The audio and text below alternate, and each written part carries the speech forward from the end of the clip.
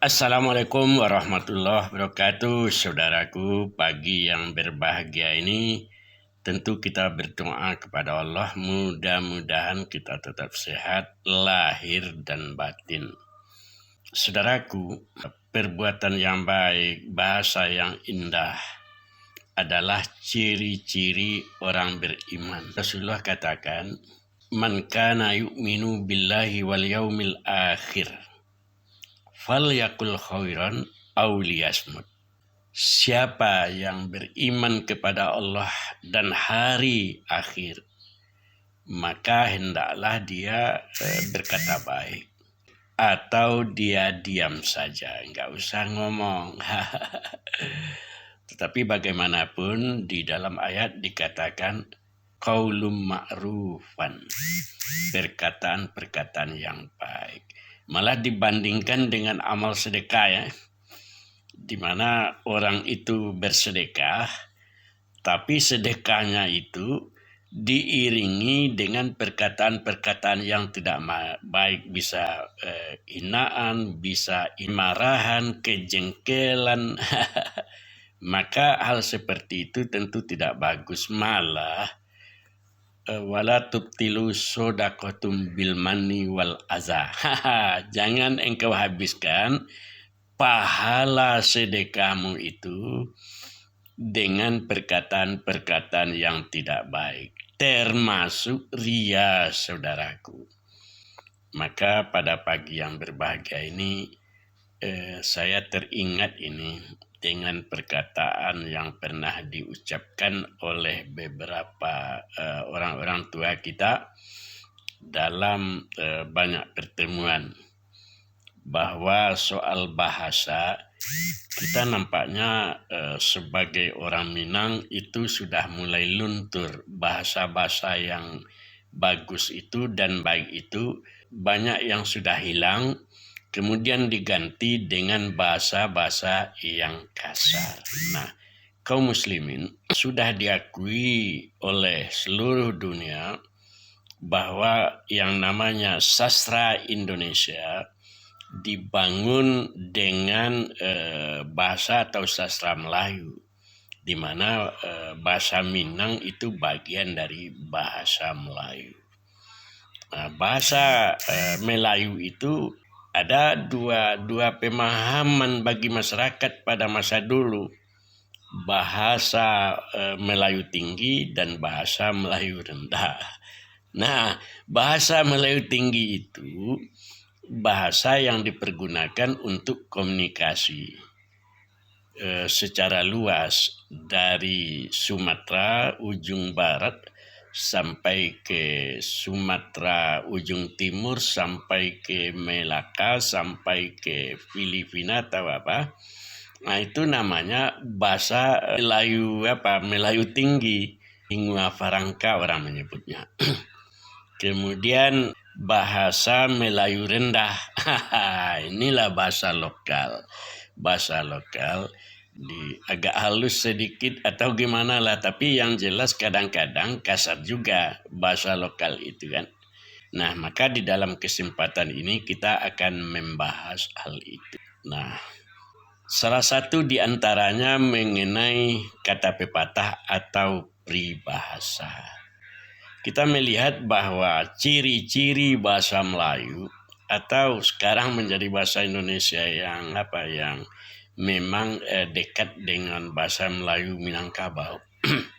Malah para ahli sejarah mengatakan dulu bahasa kita itu bahasa Indonesia atau Melayu keminang-minangan. Nah, pertama, bahasa Melayu itu bahasanya indah dan sederhana, enggak ruwet, enggak, sederhana saja. Kemudian dalam maknanya dan kaya arti, betul-betul direnungkan. Yang ketiga, kuat dalam logika dan rasional. Ini kalau pepatah Melayu atau pepatah Minang. Kemudian ada di alam nyata atau rasionalis. Contohnya, siapa yang menanam akan menuai hasil. Itu bahasa Melayu bahasa Minang, siapa yang menanam akan mendapatkan hasil. Kata-kata yang begini, siapa yang menebar angin akan menuai badai. Nah, ini sudah kita pastikan bukan bahasa Melayu lama ini, atau bukan pengertian yang empat tadi. Indah bahasanya dan sederhana, dalam dan logika maknanya, kuat dalam logika dan rasional, lalu ada di alam nyata. Nah, ini kita bandingkan ini. Yang pertama, siapa yang menanam akan menuai hasil. Nah, ini ada logikanya di sini. Siapa yang menanam akan menuai hasil. Ada pekerjaan-pekerjaan nyata, menanam, ibarat tanaman dicangkul dulu, kemudian dibersihkan, ditanam, dan nanti akan memperoleh hasil. Ini saudaraku, ada alur-alur logika berpikirnya masuk sekali. Tapi kalau kita bandingkan dengan siapa menebar angin akan menuai badai, ini sulit kita memahami. Siapa menebar angin? Untuk apa angin itu ditebarkan? Kemudian dia akan menuai badai. Badai seperti apa yang bisa tuai? Nah, ini barangkali dalam konteks sastra Minangkabau itu enggak masuk, karena enggak logis itu ini menebar angin dan menuai badai itu kan. Nah, ini contoh. Lalu yang kedua, ini ada pepatah begini, buah tak akan jauh dari pohonnya. Nah, ini bahasa Minang atau bahasa Melayu. Buah tak akan jauh dari pohonnya. Jadi Jadi kalau seorang ayah misalnya, kemudian anak-anaknya kelihatannya baik, atau sebaliknya dia nakal misalnya, ini anak Syanu ya. Nah, maka orang katakan buah tak akan jauh dari pohonnya. Misalnya anak mereka itu ustadz, orang-orang bagus, buah tidak akan jauh dari pohonnya. Ini kata peribahasa ini. Ada korelasi yang mendalam. Ada logika dan rasional berpikir, dan ada di alam nyata. Berbeda dengan yang tadi ya. Siapa yang menebar angin akan menuai badai, itu enggak ada di alam nyata itu. Mana ada orang menebar angin kerjanya, enggak ada. Dan sesudah itu dia menuai badai pula. Ini enggak mungkin. Kalaupun ada kincir angin macam-macam, itu badai tidak akan diterimanya, tidak ada sangkut pautnya dengan badai kan. Lalu saudaraku, kemudian ada pepatah yang jeruk makan jeruk. Ini sering kita dengar ini, jeruk makan jeruk. Saya kira ini bukan pepatah atau bahasa Melayu, enggak ada di alam nyata jeruk makan jeruk. Nggak mungkin ada itu, jeruk makan jeruk, nggak masuk akal itu. Nggak logis itu. Nah, ciri-ciri dalam bahasa Melayu atau bahasa Minangkabau itu ada logika berpikir yang bagus, kemudian ada di alam nyata. Jeruk makan jeruk memang kedengarannya bagus. Siapa menebar angin akan menuai badai. Itu bagus kelihatannya. Tapi bertentangan dengan logika berpikir. Sementara kalau kita buah tak akan jauh dari pohonnya, itu luar biasa saudaraku, bahwa kehidupan itu, pendidikan anak-anak mereka kita, cucu-cucu kita jaga dengan baik. Nah, kita tanam, ibarat tanaman kita tanam, jadi hasilnya begini. Kalau kita bina kebaikan itu kepada mereka, kita tumbuh dan kembangkan terus sifat sayang, sikap sopan santun, sifat-sifat yang baik, maka muncullah anak-anak yang baik. Nah, kemudian ada lagi pepatah peribahasa yang cukup apa itu di Minangkabau. Nan kuri iolah kundi, nan merah iolah sago. Apa itu nan kuri iolah kundi? Nah, kundi itu sejenis payan atau berjana yang warnanya itu kurik. Kurik itu apa? Nah, dalam bahasa Indonesia kadang-kadang kurik itu disebut juga lurik. Lurik itu berwarna-warna yang teratur. Nah, ini ada alur-alur yang teratur. Itu kurik namanya. Jadi tahu benda apa saja yang dia itu berwarna tetapi ada keteraturan-keteraturan tertentu. Nah, ini namanya kurik. Yang kurik ialah kundi, nan merah ialah sago. Sementara sago sejenis tanaman yang warnanya itu merah. Tetapi hanya itu kata sampiran, kata sampiran. Kata maknawinya, nan kuria ialah kundi, nan merah ialah sago. Nan baik ialah budi, yang indah ialah bahasa. Nah, kalaupun ini berbentuk sampiran, maknanya sangat dalam, saudaraku.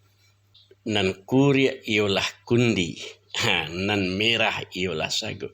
Ada identitas nyata di sini.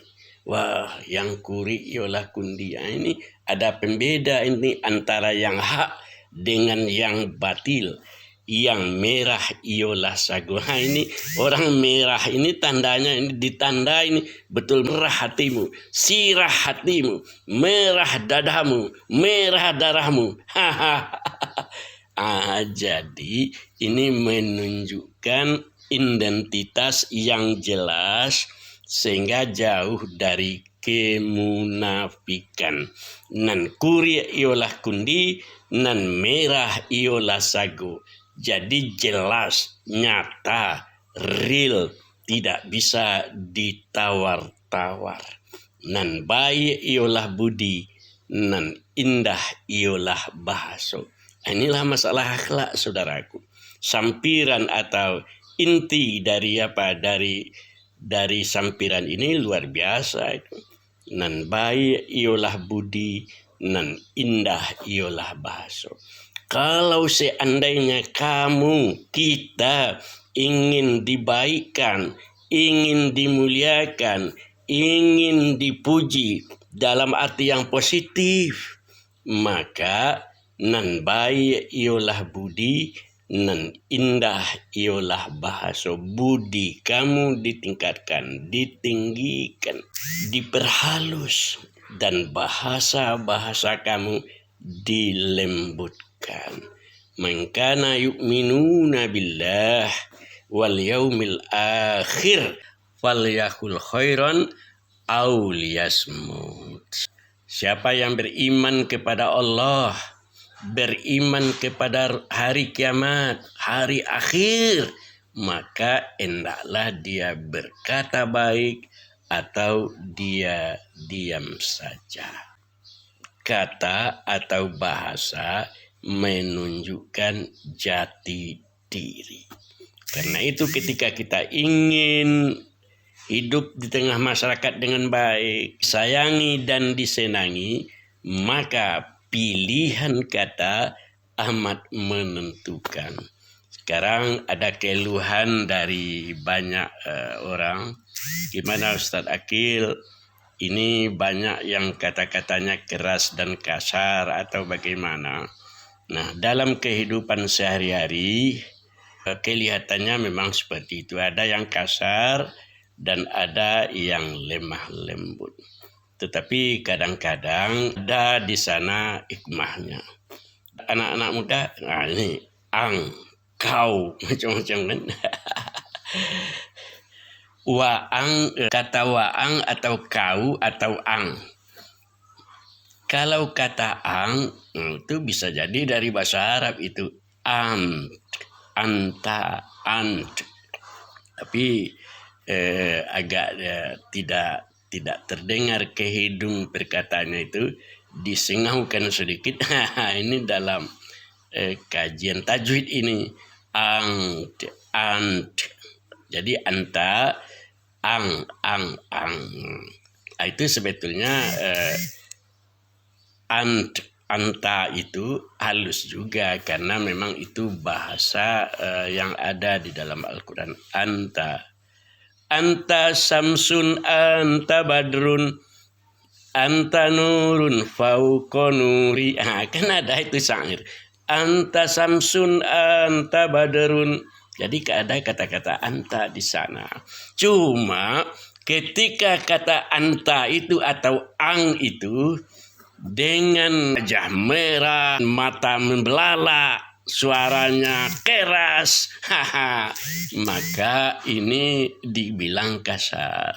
Tetapi kalau dibilang dengan bahasa yang lembut, anta bagaimana? Anta udah makan atau belum?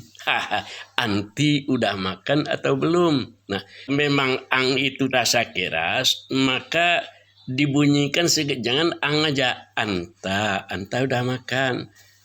Kalau perempuan anti udah makan, udah minum. Kemudian waang. Itu sebetulnya dari bahasa Melayu, asalnya awang, awaang atau awang. Nah, kalau di Brunei, di negeri-negeri Melayu, justru awang itu panggilan terhormat.